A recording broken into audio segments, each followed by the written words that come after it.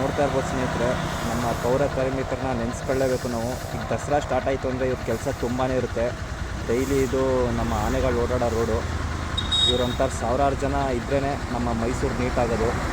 ಇವ್ರ ಕೆಲಸ ಮಾಡಿದ್ರೇ ನಮ್ಮ ಮೈಸೂರು ಹೆರಿಟೇಜ್ ಸಿಟಿ ಏನಿದೆ ಅದು ಕ್ಲೀನೆಸ್ಟ್ ಸಿಟಿ ಆಗಿರೋದು.